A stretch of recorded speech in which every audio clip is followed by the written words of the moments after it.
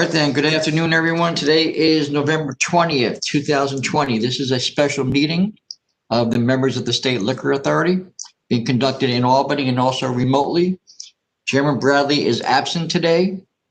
Commissioners Fannin and Ford are joining us by video. We have staff in attendance, General Counsel Meyerhoff also by video. Deputy Commissioner of Licensing Roberts on the telephone. I'm on, thanks. And myself, Secretary Donahue, in the Albany offices. We have two items on today's calendar. They are both requests from Counsel's Office for emergency orders of summary suspension. The first item is 1628R, Erie OP 315-3459. Licensee is Casper Shunk, Inc. Good morning, Jamie Gallagher appearing on this matter. This premises was originally licensed on June 26th of 2013 as a bar tavern serving beer, wine, and liquor with no dancing and with live and recorded music. The premises is located in Erie County in West Seneca. On November 18th of this year, Investigator Curry and New York State Police Investigator Smith went to the premises at 9:55 p.m. and set up surveillance. The 10 p.m. closing went into effect statewide November 13th. The premises had turned out the lights to appear as if they were closed. So initially, the investigators were not sure if the premises was operating. However, when they got up closer, they were able to view through the front window in the dark multiple patrons in the premises surrounding the bar. So they conducted some exterior surveillance from 10 p.m. until 10:10 p.m. And during that time, the investigators observed 3 cars enter the parking lot, and the individuals riding in those cars exited the vehicles and entered the licensed premises as patrons. At 10:10 p.m., the investigators entered the licensed premises. Inside, they observed they didn't get an exact head count, but the report says over 15. I spoke to the investigator. He said it was closer to 20 to 25. Crowded around the bar, not social distancing, not separated by 6 feet. There were many of these patrons that were consuming beverages while standing. Specifically, the investigator indicated to me that there was a large group of about 10 observed standing and drinking while mingling in one specific area of the bar. When the female bartender observed the investigators walk in, and they had their masks on, and the investigator had his phone out and started taking photographs, she kind of stared at him a little bit, and then started saying to everyone that, oh, I just realized it's after 10 o'clock, the bar has to close now. Investigator Curry disclosed, he asked for the licensee, the owner. And the license principal was present. He identified himself. He acknowledged that the premises was open past 10 and that the patrons were not social distancing, and then said, well, up until this night, we've been strictly adhering to all the executive orders. Investigator Curry pointed out to him that people were arriving after 10 p.m. and entering the establishment despite the lights being off. And he asked, have you been advertising this on social media or anything? The licensee said no.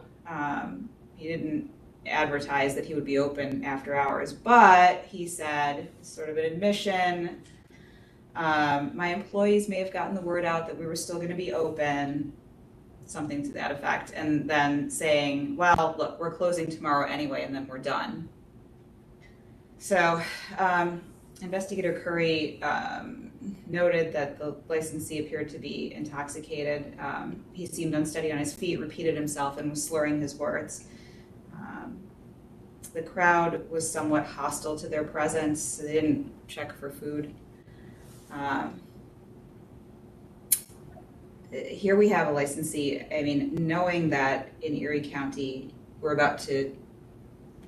are orange now, where they are, and that he was about to have to stop interior service. Instead of taking extra precautions, knowing that the infection rate is so high and this is the direction that we're headed in, he's wallowing in this woe is me mentality, gets intoxicated and fails to adequately supervise the premises, allows his employees to have people come after hours, and they're trying to conceal it, all at the expense of public health. I mean, he basically admitted that he knew that it was deliberate. It's unfortunate, but he can't be trusted to adhere to the executive orders moving forward. He's being charged with failure to comply with Executive Order 20241, 20274, failure to supervise. We're going to issue a notice of pleading shortly. He did have a prohibited hours case in 2019, ironically, for which he paid a $2,500 fine. That is his licensing history as far as disciplinary is concerned.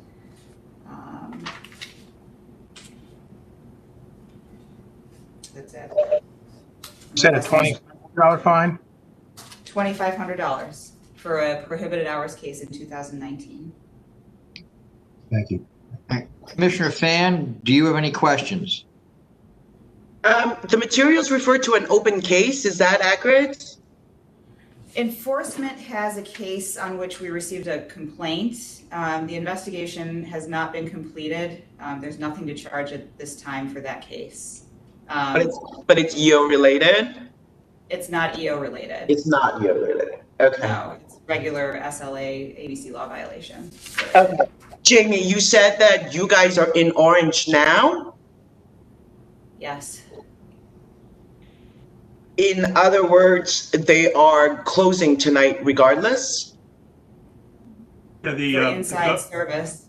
Yes, yeah, I'm the sorry. governor has, today, we have new maps with new yellow and orange regions, and there's no inside service for orange regions. So, and some of them are upstate and west, like Erie County.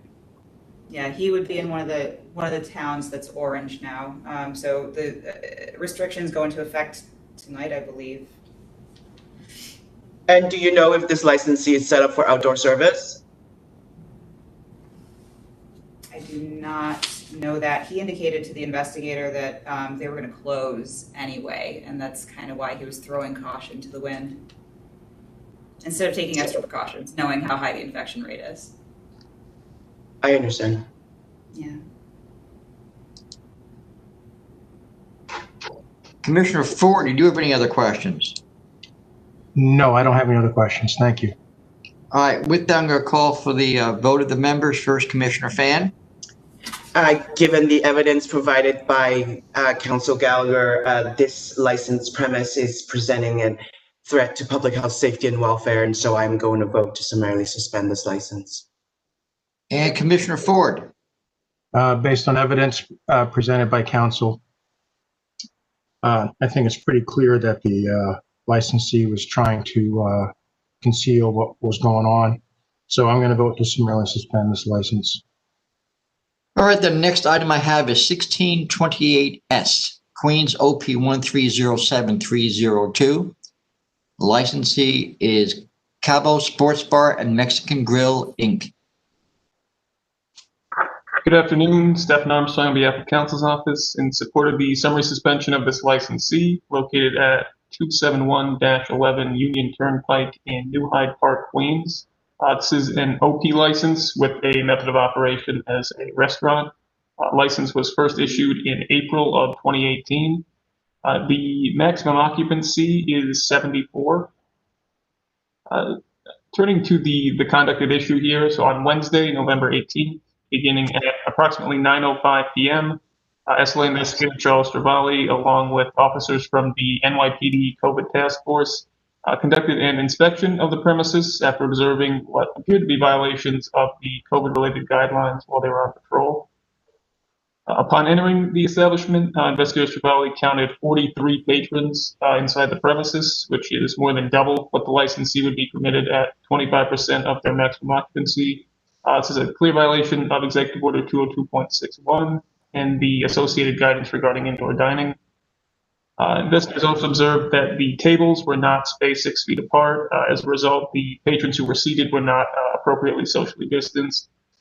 Several employees were observed without proper facial coverings, and several patrons were also observed standing without proper facial coverings. Investigator took photos that illustrate all of these violations, which are attached to his report. Loud music was being played by a live DJ, which the licensee is not permitted to have. During the inspection, investigators noted numerous fire code violations, as well as a number of other ABCL and SLA rules violations. Investigator Cervalli issued a warning to an individual who identified himself as a manager and instructed them to close by 10 p.m. in accordance with Executive Order 202.74. After leaving the location, investigators surveilled the premises for approximately 30 minutes and observed them continuing to operate well after 10 p.m. And at approximately 10:30 p.m., investigators went back inside. At this time, they observed patrons still being served alcohol, patrons smoking hookah, which the premises does not have a permit for, and congregating inside. This was a clear violation of Governor's Executive Order 202.74, which went into effect last Friday and requires licensees to close at 10 p.m. As I said earlier, the SLA investigator expressly informed the person in charge that they had to close by 10 p.m. and they still failed to do so. And though this is a relatively new license, as I said, issued in April of 2018, a licensee has already paid $15,000 in fines for various violations. It's clear from this record that this licensee cannot be trusted to take the steps necessary to protect the public from the spread of the COVID-19 virus. And based on this record, I ask the members vote to summarily suspend this license pursuant to Section 413 of the State Administrative Procedure Act. Thank you. Commissioner Fan, do you have any questions? Mr. Armstrong, what was the $15,000 for? What were the charges involved in that case? So there were several failure to conform for having a DJ, for managers, security guards. They also appears they did not have food available for sale at the time of the inspection. Okay, and the method of operation is no DJ, and what else? So it recorded music only, no dancing, no security, no managers.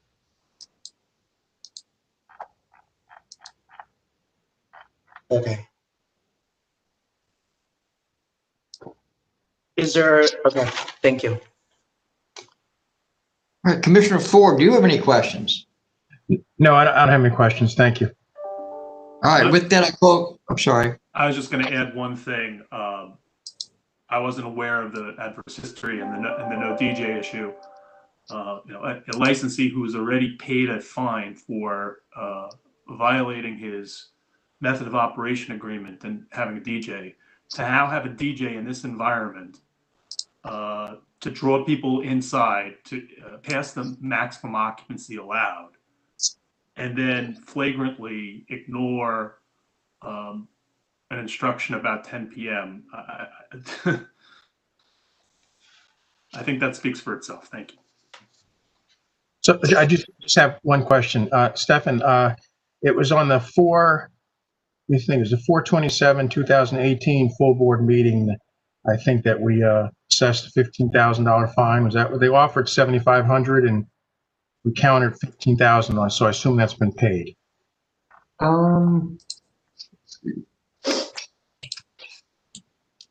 believe so. I don't have that in front of me, but I can give you that in a second, Commissioner.